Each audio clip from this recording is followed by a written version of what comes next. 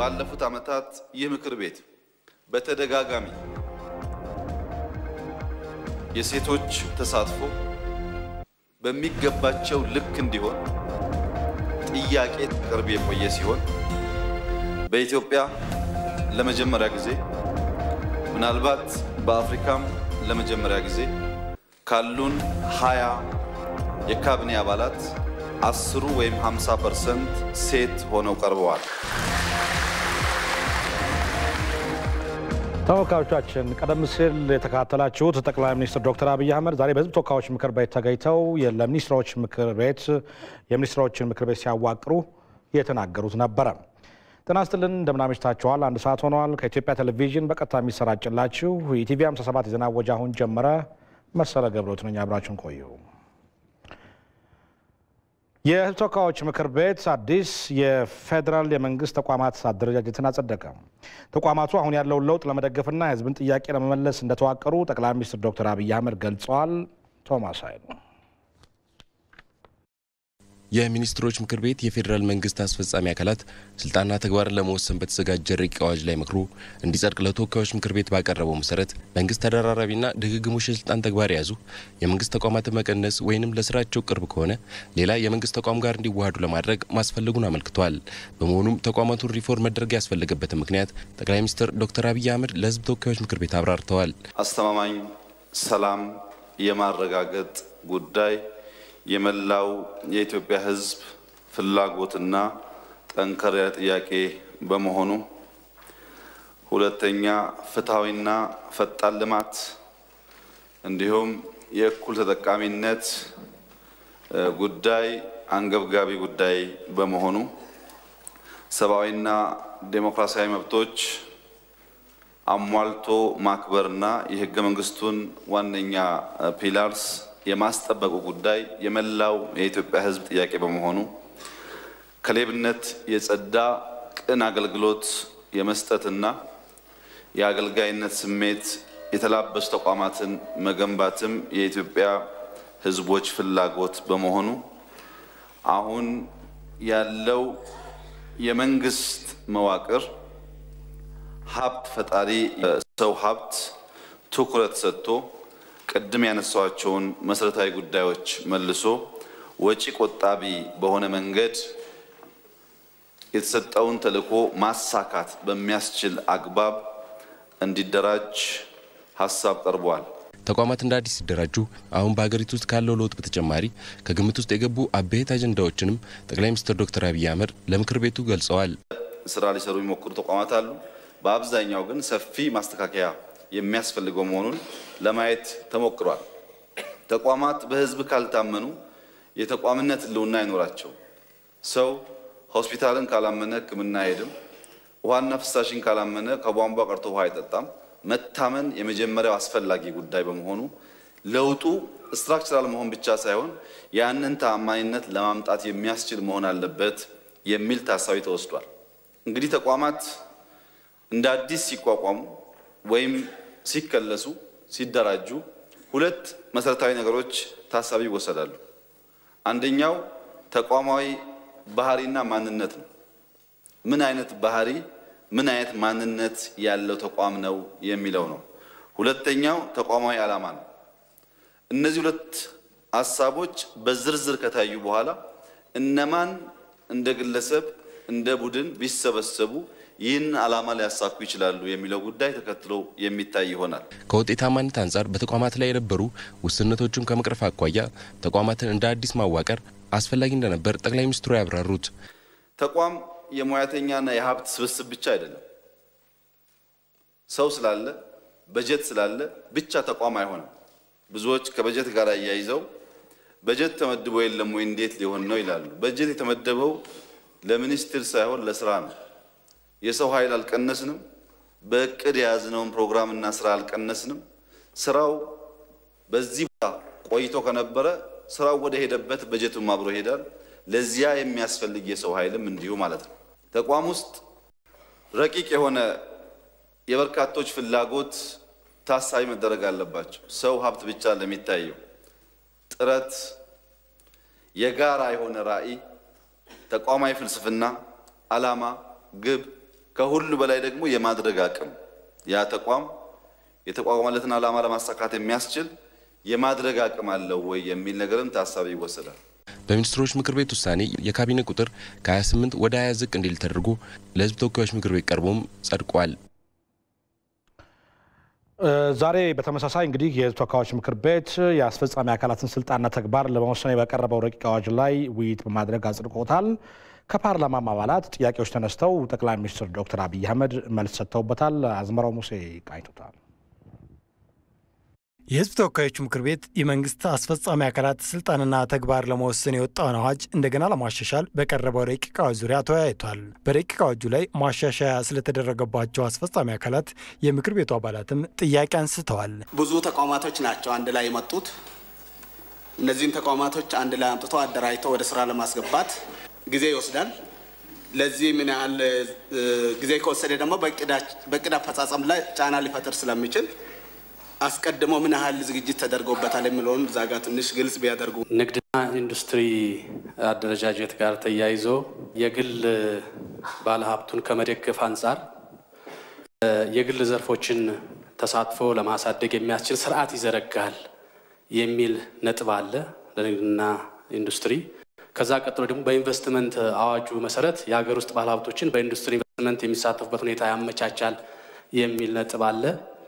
እነዚህ ሁለት ጉዳዮች ከኢንቨስትመንት ኮሚሽን ስልጣንና ኃላፊነት ጋር የመደራረብ ባህሪ ያላቸው እና ለአረዳድም ለአፈጻጸምም ትንሽ አስቸጋሪ የመሆን ሁኔታ አላቸውና ይሄ ቢታይ ችግሮቹ ለለውጥ አደናቃፊ ናቸው ከተባለ ጥናቱ ለምሳሌ ከሲቪል ሰርቪስ ሚኒስተር ወደ ኮሚሽን ነው የተቀየረና ዋና ችግሩ ምንድነው የሚለው ነገር ትንሽ ተጨማሪ ማብራሪያ ቢሰጥበት።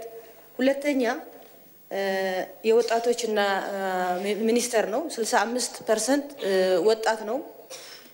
እዚህ ያለ ጥናቱ የሚያመላክተው ምንድነው ወደ ድሮ ሴቶችና ወጣቶች ሚኒስተር እንዲመለስ መደረጉ የገፋን። የቀድሞ የፐብሊክ ሰርቪስ ሚኒስትር አቶ ታገሰ ጫፎ በተነሱ ጥያቄዎች ዙሪያ ማብራሪያ ሰጥተዋል። ታይቷል፣ እንዴት ልመራ ነው የታሰበው የሚል ተነስቷል። እንግዲህ ይሄ ጥናት በሚካሄድበትና አጠቃላይ አደራጀት ለውጡን በሚካሄድበት ጊዜ አንደኛ ለውጡን የበለጠ አጎልብቶ ለማስቀጠል ምን አይነት አደረጃጀት ቢኖረን አዋጪ ነው። ይሄ ማለት የሰው ኃይልንም ሆነ አጠቃላይ ሀብትን ሰብሰብ አድርገን አቅም በሚፈጥር አግባብ ስራ ላይ ማዋል ይጠይቃል። ይሄን ለማድረግ የሚያስችል አደረጃጀት ሊኖረን ይገባል። አሁን በየተቋማቱ በመናይበት ጊዜ አጠቃላይ የሰው ኃይልም ሆነ አጠቃላይ ሀብት አስተዳደሩን በመናይበት ጊዜ የሰው ኃይሉም ይበተናል፣ ሀብቱም ይበተናል። ይሄን ሰብሰብ አድርጎ ውጤት በሚያመጣ አግባብ እንዲመራ ማድረግ፣ ከቅንጅት አኳያ የሚታዩ ችግሮችን መፍታት፣ በአንድ ፖሊሲ ማዕቀፍ የተለያዩ አደረጃጀት ኖሮ የምንሰራቸው ስራዎች ለቅንጅት የሚያስቸግሩ ስለሆነ እነዚህን ማቀናጀት የሚያስችል ፖሊሲን በተናበበ መንገድ በአንድ ተቋም መምራት እንጂ በተቻለ መጠን እስከቻልን ድረስ መምራት የሚያስችል ሁኔታ መፍጠር፣ የሰው ኃይሉንም ሀብቱንም አሰራሩንም አደረጃጀቱንም በዚህ መልኩ ማየት፣ አቅም በሚሆን አግባብ በፈጠነ ሁኔታ ውጤት በሚያመጣ አግባብ መስራት ስለሚያስፈልግ ሰብሰብ ማድረግ እጅግ አስፈላጊ ሆኗል። ጠቅላይ ሚኒስትር ዶክተር አብይ አህመድም በምክር ቤቱ ጥያቄዎችና አስተያየቶች ዙሪያ ማብራሪያ ሰጥተዋል። ተቋም ውስጥ ረቂቅ የሆነ የበርካቶች ፍላጎት ታሳቢ መደረግ አለባቸው። ሰው ሀብት ብቻ ለሚታየው ጥረት የጋራ የሆነ ራዕይ፣ ተቋማዊ ፍልስፍና፣ ዓላማ፣ ግብ ከሁሉ በላይ ደግሞ የማድረግ አቅም ያ ተቋም የተቋቋመለትን ዓላማ ለማሳካት የሚያስችል የማድረግ አቅም አለው ወይ የሚል ነገርም ታሳቢ ይወሰዳል። ልክ ግላዊ ጥንካሬን ሰብስበን የተበታተነ ሀብትን ሰብስበን ወደ ዓላማችን ግብ ስኬት እንደምንወስደው ሁሉ ተቋም ውስጥ በርካታ የተማረ የሰው ኃይል፣ ሀብት፣ ልምድ፣ ፍላጎት ካለ ያንን ደምሮ ዓላማውን ለማሳካት የሚያስችል ቁመና መፍጠር ይሻል። ለዚህ ነው ተቋምን ስናይ ከሀብትና ከሰው ኃይል ብቻ ታጥረን ማየት የማይኖርብን። ለውጥን የሚያስተናግዱ ሴቶችን እና ሎ ኤንድ ኦርደር ያስፈልገዋል። ተቋም አሁን ባለው ሁኔታ ቢሮክራሲ ውስጥ የሚታዩ አንዱ ችግር የሆነ ጉዳይ ለሆነ መስሪያ ቤት መርተናል፣ መልስ አልመጣም፣ አልመለሰም የሚል አይነት የሚያጓትትና አገልግሎትን በተገቢ ደረጃ የማያሰጥ ሁኔታ መቀነስ አለበት። ከዚሁ ጋር በተያያዘ የሚኒስቴር መስሪያ ቤቶች ቁጥርም ወደ 20 ዝቅ እንዲል ተደርጓል። በአዲሱ አደረጃጀት አንዳንድ ተቋማት በአዋጅ እንዲፈርሱ የተደረገ ሲሆን ሌሎች ተቋማት ደግሞ እንዲዋሃዱ ተደርገዋል። ሰመረም ሮዝ የመንግስት ኮሙኒኬሽን ሚኒስቴር መስሪያ ቤትን የመሳሰሉ ተቋማት የታጠፉበት የሰላም ሚኒስቴር የተባለ አዲስ ተቋም የተቋቋመበት አዲሱ የጠቅላይ ሚኒስትር ዶክተር አብይ አህመድ የሚኒስቴር መስሪያ ቤቶች አደረጃጀት ይፋ ሆኗል። በህዝብ ተወካዮች ምክር ቤት አባላትም በሙሉ ድምጽ ጸድቋል። በአዲሱ አደረጃጀት የሚኒስቴር መስሪያ ቤቶች ቁጥር ከ28 ወደ 20 ወርዷል። አብዛኛው ተቋማት በሚገባቸው ልክ ስራቸውን አለማከናወናቸው፣ የተቋማት ተግባርና ኃላፊነት መደበላለቅ፣ አለፍ ብሎም ሀገሪቱ ካላት አቅም አንጻርም ያላት የሚኒስቴር መስሪያ ቤቶች ቁጥር መብዛት የሚኒስቴር መስሪያ ቤቶቹን በአዲስ መልክ እንዲደራጁ ምክንያት ሆነዋል ብሏል ጠቅላይ ሚኒስትር ዶክተር አብይ አህመድ። ኢትዮጵያ ውስጥ ካሉ ሁሉም ተቋማት ከአቨሬጅ ከፍ ያለ አንድም ተቋም የለም። ከአቨሬጅ ከፍ ብሎ በብቃት ስራውን መከወን የሚችል ተቋም አንድ የለም። ስለዚህ የምንኩራራበት ሳይሆን የሚሞካከሩ ተቋማት አሉ፣ እነሱን አሻሽለን ወደ ልቀት እናሳድጋቸዋለን ነው እንጂ ኤኬሌ በቃና ስራውን የጨረሰ በዓለም አስደማሚ ስራ የሰራ ስለሆነ ይቆይ የሚያስብል ስራ የሰራ ተቋም ኢትዮጵያ ውስጥ የለም። ሲስተም ስትራክቸር እና ስትራቴጂ ካልቀየር አሁን ያለውን አንገብጋቢ ዲማንድ በተሟላ መንገድ መመለስ አንችልም በሚል ሐሳቤ አሁን ያስፈጻሚ አካላትን ሊያጠናክር የሚችል ረቂቅ አዋጅ ለምክር ቤት የቀረበ ሲሆን በዚህ በተሰናሰለና ፈጣን ጉዞ የህዝባችንን ፍላጎት ለማሟላት ወጪ ለመቀነስ እንደ መንግስት ዘላቂና አስተማማኝ ተቋም ለመፍጠር ያስችላል ተብለው የታሰበው የመጀመሪያው የአስፈጻሚ አካላት የአደረጃጀት ጥናት ለካቢኔ ቀርቦ ከጸደቀ በኋላ ለተከበረው ምክር ቤት የቀረበ መሆኑን ገልጻለሁ። አመሰግናለሁ። ቀደም ሲል አሁን ለታጠፉት ሚኒስቴር መስሪያ ቤቶች የተመደበው በጀት ምን ላይ ይውላል? በእነዚህ ሚኒስቴር መስሪያ ቤቶች ስር የነበሩ ሰራተኞችስ እጣ ፈንታቸው ምንድነው? በሚል ከፓርላማው አባላት ለተጠየቁ ጥያቄዎችም ጠቅላይ ሚኒስትሩ በዚህ ላይ የሚለወጥ አዲስ ነገር የለም የሚል ምላሽን ሰጥተዋል። ብዙዎች ከበጀት ጋር ያያይዘው በጀት ተመድቦ የለም ወይ እንዴት ሊሆን ነው ይላሉ። በጀት የተመደበው ለሚኒስትር ሳይሆን ለስራ ነው። የሰው ኃይል አልቀነስንም። በእቅድ የያዝነውን ፕሮግራም እና ስራ አልቀነስንም። ስራው በዚህ ቆይቶ ከነበረ ስራው ወደ ሄደበት በጀቱም አብሮ ይሄዳል። ለዚያ የሚያስፈልግ የሰው ኃይልም እንዲሁ ማለት ነው። በአዲስ መልክ የሚቋቋመው የሰላም ሚኒስቴር የብሔራዊ መረጃና ደህንነት አገልግሎት፣ የኢንፎርሜሽን መረብ ደህንነት ኤጀንሲ፣ የፌዴራል ፖሊስና የኢሚግሬሽንና ዜግነት ጉዳዮች መምሪያ የመሳሰሉ ተቋማትን በበላይነት ይመራል። በአዲሱ አደረጃጀት የንግድ ሚኒስቴርና ኢንዱስትሪ ሚኒስቴር እንዲሁም የከተማና ቤቶች ልማት ሚኒስቴር ከኮንስትራክሽን ሚኒስቴር መስሪያ ቤት ጋር ተዋህደዋል። ጠቅላይ ሚኒስትሩ ከዚህ የሚኒስቴር መስሪያ ቤቶች አደረጃጀት በኋላ ቀጣይ የመንግስት ትኩረት የሚሆኑትንም ጠቁመዋል። የፍትህ ስርዓቱን በሚመለከት በተለይ ፍርድ ቤቶች ህዝብን ባሳተፈ መልኩ እንዲሁ ለውጥ እንደሚያደርጉ ቀጥሎም የዲሞክራሲ ተቋማት የእንባ ጠባቂ፣ የምርጫ ቦርድ፣ የሰብአዊ መብት ኮሚሽን የመሳሰሉት ውስጣቸውን ፈትሸው አደረጃጀታቸውን አመራራቸውን እንደሚያጠናክሩና ስትራክቸራል ለውጥ ካደረገን በኋላ መፈተሽ ያለባቸው ስትራቴጂዎች ካሉ በሂደት ለማየት ሀሳብ ቀርቧል። ለምሳሌ የውጭ ጉዳይ ሚኒስቴር የሚሰራው ሪፎርም እና አደረጃጀት በቂ ስላልሆነ የውጭ ጉዳይ ፖሊሲያችን እየፈተሽ እንገኛለን። እንዲሁ የግብርና ሚኒስቴር ሰብሰብ ማድረጋችን ብቻ ሳይሆን ከስትራክቸር ቀጥሎ መፈተሽ የሚገባውን የግብርና ስትራቴጂ እንደዚሁ ያያል። በአዲሱ አደረጃጀት የመንግስት ኮሙኒኬሽን ጉዳዮች ጽህፈት ቤት በአዋጅ እንዲፈርስ ተደርጎ ተግባርና ኃላፊነቱም በጠቅላይ ሚኒስትር ጽህፈት ቤት ስር ለሚደራጅ የጠቅላይ ሚኒስትር ጽህፈት ቤት ፕሬስ ሰክሬታሪ የሚተላለፍ ሆኗል። ከዚሁ ዜና ሳንወጣ የሚኒስትሮች ምክር ቤት መልሶ ማቋቋም አስፈላጊነት ምን ይመስላል? ይህን አስመልክቶ ተጨማሪ ማብራሪያ ሊሰጠን ሪፖርተራችን ቢላል ወርቁ እዚህ አጠገብ ይገኛል። ደህና መሸህ ቢላል። እንዴት አመሸህ መሰለህ? እንዴት ነው እዚህ አስፈጻሚ አካላት ስልጣን በተመለከተ ውስጥ ያዘጋጀው መረጃ ታቀርበን? የፌዴሪ ጠቅላይ ሚኒስትር ዶክተር አብይ አህመድ ዛሬ ለተወካዮች ምክር ቤት ይህንን የረቂቅ አዋጅ እንዲጸድቅ ባቀረቡበት ወቅት እንግዲህ ይህንን ለውጥ ማካሄድ ያስፈልገበት ዋና ዋና ምክንያቶች ምንድናቸው የሚለውን ለመዳሰስ ሞክረዋል። በዚህ መሰረት እንግዲህ ባለፉት 6 ወራት በሀገሪቱ እየታዩ ያሉ ለውጦች መነሻ የሚባሉ ምክንያቶች ነው ሲዘረዝሩ የነበረው። ከዚህ ውስጥ ቀዳሚ የምናደርገው ዘላቂ ሰላምን ማረጋገጥ ነው። እንዲሁ ፍትሃዊነትና እኩልነትም እንዲሁ በምክንያትነት የተቀመጡ ናቸው። ባለፉት 6 ወራት ሌላ የታየው ትልቅ ለውጥ ሊባል የሚችለው ሰብአዊና ዲሞክራሲያዊ መብቶችን ዜጎች መንቀሳቀስ ጀምረዋል። ይህን መብቶቻቸውን ለመጠቀም የተለያዩ ጥረቶችን እያደረጉ ነው። በርካታ የልዩነት ሀሳቦች እየተስተናገዱ ነው። ዜጎች ያመኑባቸውን ሀሳቦች ለገበያ ማቅረብ ጀምረዋልና ይህ እየታየ ያለ ዘላቂ ሰላም የተጀመረ ዲሞክራሲያዊ ስርዓት ግንባታ ተጠናክሮ መቀጠል አለበት። ይህ ደግሞ ይህንን ለውጥ ለማድረግ ሌላው አስቻይ ምክንያት ነው ሲሉ ነው ያነሱት። ሌላው ከሌብነት የጸዳ የህዝብ አገልጋይ ተቋማትን ለመፍጠር መፈለጉ ነው። እንግዲህ ይህ በተለያየ ተቋማት ይሰጡ የነበሩ የተለያዩ አገልግሎቶችን ሰብሰብ በማድረግ የተቋማትን ቁጥር በመቀነስ በዚህም እንግዲህ ይባክን የተባለው የመንግስት ሀብት እንዲቀንስ ትልቅ አስተዋጽኦ ያደርጋል የሚል እምነት ተጥሎበታል።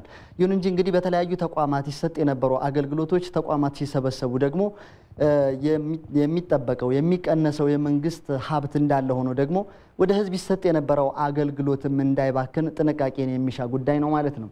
ሌላው እንግዲህ በበለጠ ደረጃ የሰው ኃይልን በውጤታማነት ለመጠቀም መሞከር ነው። እነዚህን የተለያዩ ነጥቦች መነሻ በማድረግ 3 ዋና ዋና ጉዳዮችን መቀየር ማስፈለጉን ነው እንግዲህ የፌዴሪ ጠቅላይ ሚኒስትር ዶክተር አብይ አህመድ ሲያቀርቡ የነበረው። ይህም የስርዓት የመዋቅር የስትራቴጂ ለውጦች ያስፈልጋሉ ነው። እነዚህን መነሻ ምክንያቶች በማድረግ እነዚህ 3 ስራዎች ላይ ለውጥ ከፈጠርን በሀገር አቀፍ ደረጃ መፈጠር የሚፈልገውን ለውጥ ማምጣት ያስችላል ነው። እንግዲህ ይህንን ለውጥ ለማምጣት ደግሞ ተቋማት ሲደራጁ በምን መንገድ መሆን አለበት የሚለው ጉዳይ ላይ ተቋማትን በ4 መንገድ ለማደራጀት ተሞክሯል። ይህም የነበሩ ተቋማት በመጀመሪያ እንዲቀጥሉ በማድረግ አዳዲስ ተቋማትን በመፍጠር እንዲሁም በተለያየ ተቋማት ሲሰጡ የነበሩ አገልግሎቶችን በማጣማር በማሰባሰብ ተቋማትን ቁጥር የመቀነስ ነው።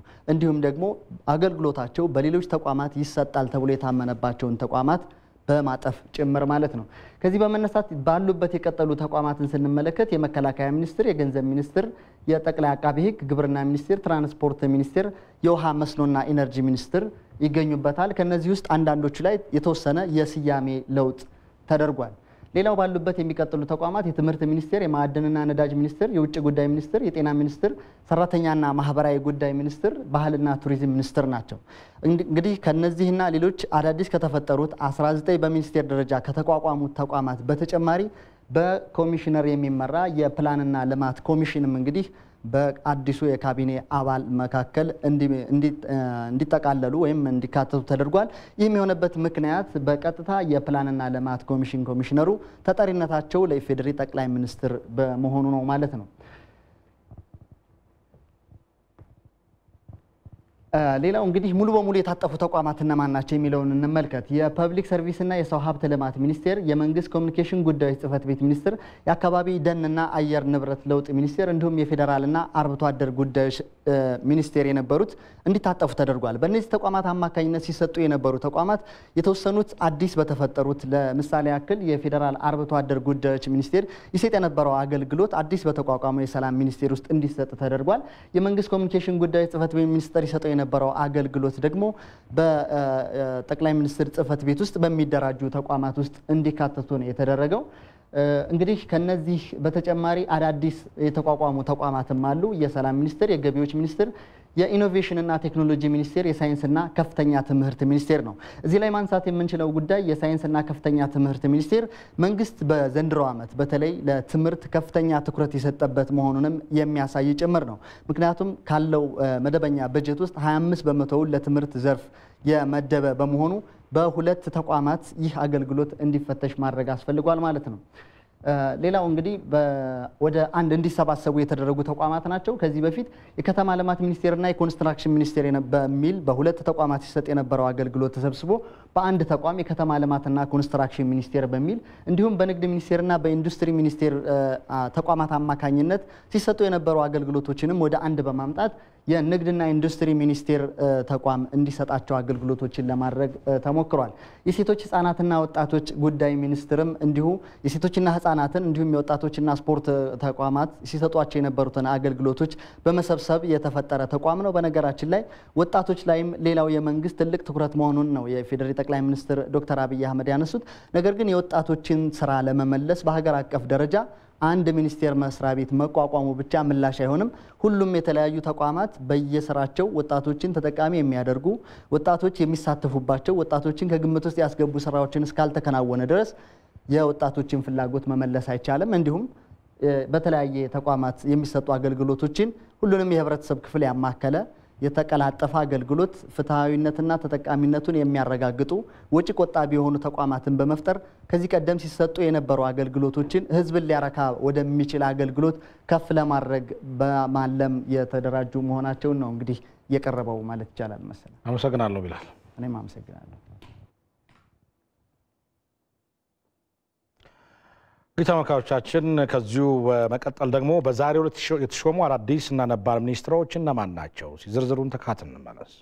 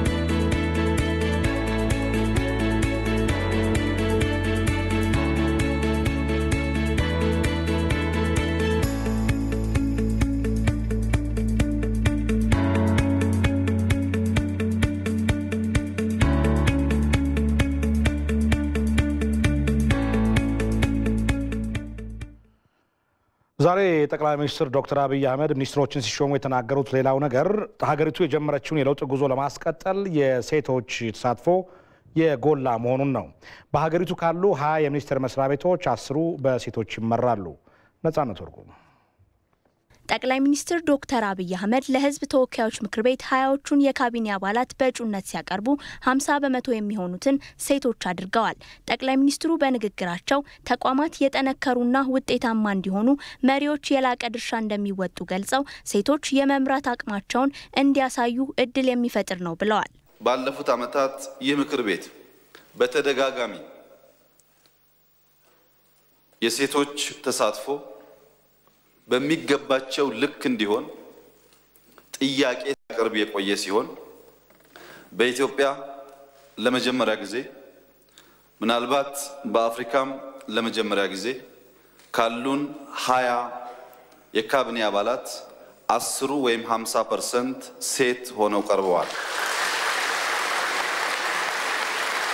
በኢትዮጵያ እየታየ ላለው ለውጥ ሴቶች ያበረከቱት ሚና ጉልህ መሆኑን የገለጹት ጠቅላይ ሚኒስትር ዶክተር አብይ በሀገሪቱ የተጀመረውን ለውጥ ለማስቀጠል ቁልፍ ተቋማትን በመምራት የድርሻቸውን ይወጣሉ ብለዋል። ሴቶች በነበረው ነውጥ ውስጥ በጥቂት ፐርሰንት ካልሆነ በስተቀር ሀገር ተረጋግታ በሰላማዊ መንገድ እንድትሄድ ወታደር ካደረገው ሚና በላይ ትልቅ አስተዋጽኦ ያበረከቱ በንጽጽር በሌብነት ባነሰ ደረጃ የሚታሙ ስራቸውን የሚያከብሩ በተጨባጭ ሰርተው የጀመርነውን ለውጥ ሊያዘልቁ ስለሚችሉ የነሱን 50% አስፈጻሚ እንዲይዙ በህግ አወጣጥ እና አተረጓጎም ሂደት ውስጥም በዲሞክራሲ ተቋማት ውስጥም ይህ አሰራር ተጠናክሮ እንዲቀጥል ድርጅታችን በጉባኤው ባስቀመጠው አቅጣጫ መሰረት ተግባራዊ ሆኖ ለዚህ ምክር ቤት እንዲቀርብ ሆኗል። የሰላም፣ የመከላከያ፣ የገቢዎች፣ የትራንስፖርት፣ የሳይንስና ከፍተኛ ትምህርት፣ የሴቶች ህጻናትና ወጣቶች ጉዳይ፣ የሰራተኛና ማህበራዊ ጉዳይ፣ የባህልና ቱሪዝም፣ የፕላን ልማት ኮሚሽንና የንግድና ኢንዱስትሪ ሚኒስቴር መስሪያ ቤቶች በሴቶች የሚመሩ ይሆናል።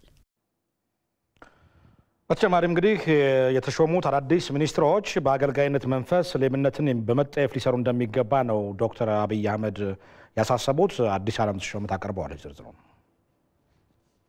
በጠቅላይ ሚኒስትር ዶክተር አብይ አህመድ ካቢኔ ውስጥ የተካተቱ ሚኒስትሮች በህዝብ ተወካዮች ምክር ቤት ቃለ መሐላ ፈጽመዋል። ለህገ መንግስቱ ታማኝ በመሆን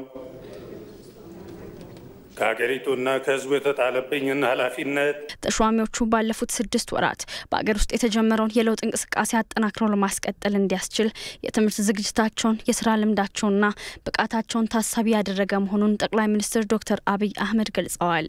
ባለፉት 6 ወራት በለውጥ ውስጥ በቆይንባቸው ጊዜ ውስጥ ህዝቡም ያነሳውን የሰላም፣ የልማት፣ የዲሞክራሲ ጥያቄ በብቃት ለመመለስ ለውጥ ማምጣት አስፈላጊ መሆኑ ታምኖ ሲሰራ መቆየቱ ይታወቃል። በዚሁ መሰረት ዛሬ ለጸደቁት 20 የካቢኔ አባላት እንደ መነሻ የተወሰደው ሐሳብ አንደኛው ብቃት ነው።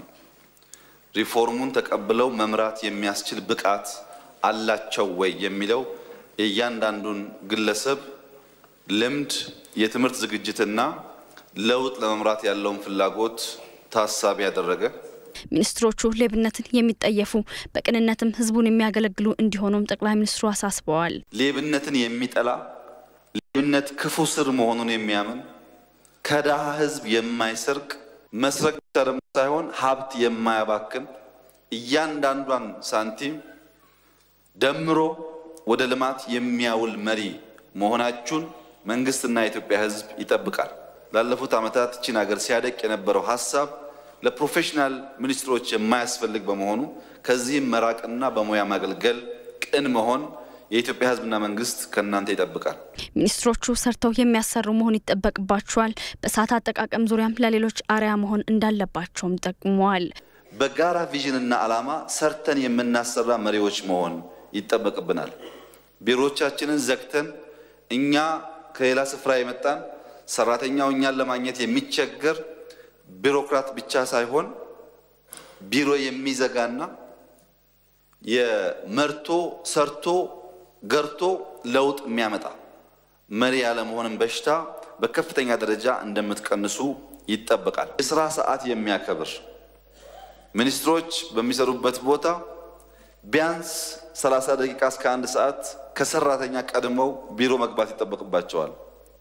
ሰብስበን ስራ ስሩ ሳይሆን ቀድመን በመግባት ስራ መስራት ክቡር መሆኑን ማሳየት ይጠበቅብናል። በአገልጋይነት መንፈስና ጥብቅ ተቋማዊ ዲሲፕሊን ተግባራዊ እንዲያደርጉም ጠቅላይ ሚኒስትር ዶክተር አብይ አህመድ አስገንዝበዋል። የአለባበስ ስርዓት እና ፕሮቶኮል በሚኒስቴር መስሪያ ቤት ውስጥ የሚያስጠብቅ የኢቲኬት እና ኢቲክስ አስተባብሮ የሚያስተምር ጸጉር አንጨባሮ ማስተናገድ ልብስ አሟልቶ በትክክል ጸርቶ የሚቀርብ አገልጋይ መፍጠርን እንደ አንድ ቁልፍ ስራ ወስዶ የእንትና መስሪያ ቤት ቢሮ ጽዱ፣ ሰራተኛው ጽዱ፣ ስቆ የሚያስተናግድ የሚለውን ቁመና ለመፍጠር ተቋማዊ አቅም የሚያጠናክር እያንዳንዱ መስሪያ ቤት መልሶ ሲፈተሽ በማያሳፍር ሁኔታ ከአቨሬጅ ከፍ ያለ ስራ መስራት የሚችል ተቋም መፍጠር ሁሉም ሚኒስትሮች የሚጠበቅ መሆኑን ዛሬ እንግዲህ የሰላም ሚኒስቴር እንደ አዲስ ተቋቁሟል። አዲስ የተቋቋመው የሰላም ሚኒስቴር በሀገሪቱ ብሔራዊ መግባባት እንዲፈጠር ሊያደርግ እንደሚችል እየተገለጸ ይገኛል። የፐብሊክ ፖሊሲ ተመራማሪው አቶ ዳዴ ደስታ ከኢትዮጵያ ቴሌቪዥን ጋር ባደረጉት ቆይታ ሚኒስቴሩ ለሰላም ፈተና የሆኑ ጉዳዮችን በመለየት ሊሰራ ይገባል ብለዋል። ዳዊት በጋሻ በዓለም አቀፍ ደረጃ የሰላም ሚኒስቴር ያቋቋሙ ሀገሮች ብዙ አይደሉም። እንደውም መረጃዎች እንደሚያመለክቱት ይህ መዋቅር ያላት ደቡብ ሱዳን ናት። በኢፌድሪ መንግስት መዋቅር የሰላም ሚኒስቴር የሚባል ተቋም በሚኒስቴር ደረጃ መቋቋሙ ምን አንድምታ አለው ስንል ጠይቀናል።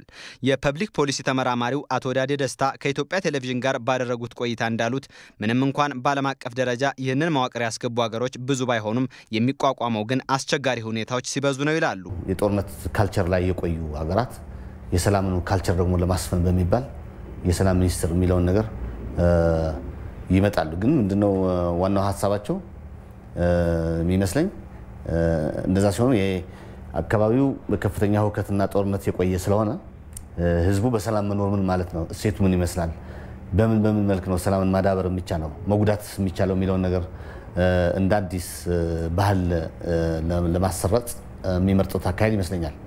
የተቋሙ እንደዚህ አሁን አስፈላጊ ነው መባሉ ምክንያት ሊገባኝ ይችላል። ምክንያቱም እንደምታውቀው በኢትዮጵያ በቅርብ ጊዜ በተለያዩ አካባቢዎች ሰላም ጠፍቶ ህዝብ ሁከት ውስጥ ያለበት አካባቢ ስለሆነ ለዛ እንዲያክም ተብሎ ነው። አሁን የሚቋቋመው የሰላም ሚኒስቴር በሀገሪቱ ብሔራዊ መግባባትን ለማምጣት ሊሰራ ይችላል ብለዋል። በኢትዮጵያም ለሰላም መደፍረስ ምክንያት የሆኑ ጉዳዮችን አስቀድሞ በመለየት መፍትሄ የሚያስቀምጥ ሚኒስቴር መስሪያ ቤት መሆን አለበት ሲሉ አቶ ዳዴ ለኢትዮጵያ ቴሌቪዥን ተናግረዋል። የማያግባቡ ነገሮች ምንድናቸው? በልሂቃን አካባቢ የሊደርሺፕ ኤሊት ፍራግሜንቴሽን ነው በጣም በአብዛኛው ኢትዮጵያ ውስጥ ችግር እየፈጠረ ያለው ብዬ ማስበው። ስለዚህ የማያግባቡት ነገሮች ምንድናቸው? የማያግባቡት ትልልቅ አጀንዳዎች ወደ አስፈላጊ ከሆነ ወደ ሪፈረንደም የሚወስድ አለዛም በከፍተኛ ተከታታይ የሆነ ውይይቶችና ኮንቨርሴሽንስ ወደ አንድ ሊያመጣ የሚችል የብሔራዊ መግባባት ምናልባት ስራውም ይሄ ሊሆን ይችላል። ይሄኛው ተቋም የስም ጉዳይ ሊሆን ይችላል። ተመራማሪው የቀጣናውን ሀገራት ለማሰባሰብና ለማቀራረብ መቋቋም አለበት ስለሚሉት ተቋም ማስተያየታቸውን ሰጥተዋል። እኔ ለምሳሌ እንዲፈጠር የምፈልገው ተቋም ነበረ የሪኢንቴግሬሽን ተቋም የሚባል የኛ ብቻ ሳይሆን የአካባቢው እንደምታውቀው አካባቢያችን ጀሪመንደሪንግ የሚባል የፖለቲካ ቃል አለ። አንድ አይነት ህዝብ በ3 በ4 አይነት አካባቢዎች ሀገሮች የተከፋፈለበት አካባቢ ነው። እንደ ተመራማሪው ገለጻ ሰላም ተሰርቶ የሚመጣ የመጨረሻ ውጤት ነው። ይህንን ለማድረግ ደግሞ መላው ዜጋ፣ የሲቪክ ማህበራት፣ መንግስትና ሌሎችም ሊተባበሩ ይገባል ብለዋል።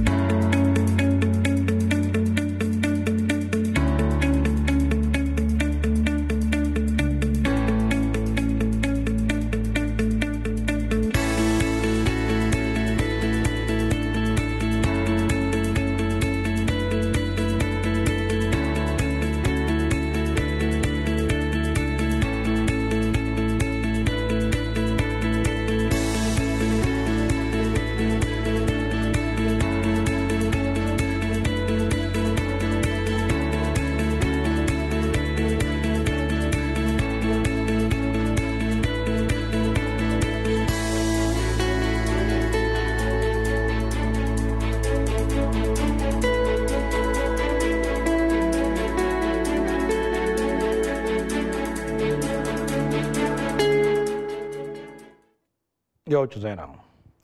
ደቡብ አፍሪካ ለዲሞክራቲክ ሪፐብሊክ ኮንጎ ዘላቂ ሰላም እንደምትሰራ አስታወቀች። የሁለቱ ሀገራት 11ኛው የጋራ ኮሚሽን ስብሰባ እየተካሄደ ይገኛል። ሰይፉ ገብረዛዲቅ።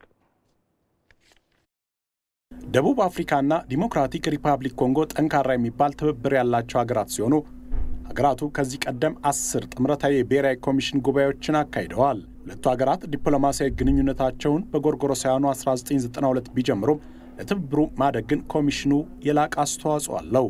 ባለፈው ዓመት በፕሪቶሪያ በተደረገው ምክክር ጆሴፍ ካቢላና ተሰናባቹ የደቡብ አፍሪካ ፕሬዝዳንት ጃኮብ ዙማ ሁለቱን ሀገራት ይበልጥ ለማስተሳሰር ያደረጓቸው ስምምነቶች ፖለቲካና መንግስት፣ መከላከያና ደህንነት እንዲሁም ገንዘብና መሰረተ ልማት ዘርፎች ላይ ያተኮሩ ነበሩ።